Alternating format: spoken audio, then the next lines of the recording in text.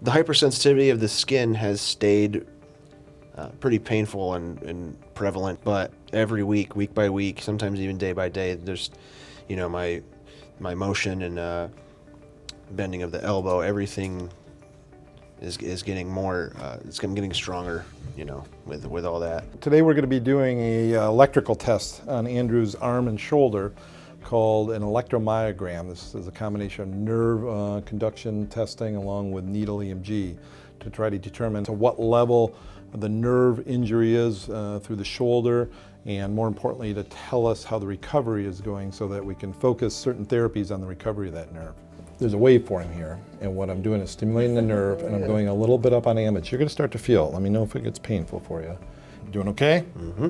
Brachial plexus, I looked at it. I didn't know it was a collection of nerves before, and then I looked at it and I was like, ooh, that's a lot. That's a lot of stuff in there. It looks like a whole bunch of superhighways kind of coming together and converging. Yeah. Just you holding a drumstick, the ability to take that thumb and hold that drumstick in there and close that up, that's a pretty significant improvement in his hand. And we're going to focus a lot on strengthening those muscles which are here through the what's called the thenar eminence of the hand and flexor tendons of all these fingers down here.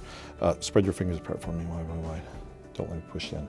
So that strength of those fingers is so much better than it was. He had no motion on his fingers at all. Make a fist, bend your wrist back. Keep it just like that. And so that strength is what we call anti-gravity, which he's able to extend the wrist. I can't even break that motion, so that's pretty significant too. Next part of the test, we're going to actually put a tiny little needle right into the muscles, and we're going to listen to the electric activity of the muscles and try to grade to some degree where the specific levels of the damage of the brachial plexus is and give us a little better idea electrically how those are healing. You're going to feel a poke here. Now I'm going to have Andrew bend the elbow, flex the elbow for me. The sound you're hearing is that needle right next to the motor unit. Pull it up as hard as you can. Now just go ahead and relax. We would have done this test putting the needle in his arm before he had the injury. When Andrew flexed his elbow like that, he would have filled the entire screen with motor units. It would have just been all filled with electrical activity. Because of the involvement of that nerve, he's not able to recruit all of those motor units, so it's less than normal. However, there's a fair amount of activity going on there with it, so that's a good sign. Here's a poke, you ready? Yep. Poke. Okay, sorry about that. I know that one's more. Yeah, that one sucks. Push it up. Okay, good, now come on back out. Now I'm gonna take that out here. So in general, this is great news, great prognosis. I can't tell you exactly how long this recovery will take. I can't tell you how much of a recovery you will ultimately get, but the fact that you're doing so well with this so soon after the injury, just a month ago you had no movement in that arm, so that's all a good sign. Now put them in front of you like you're holding up a tray of food.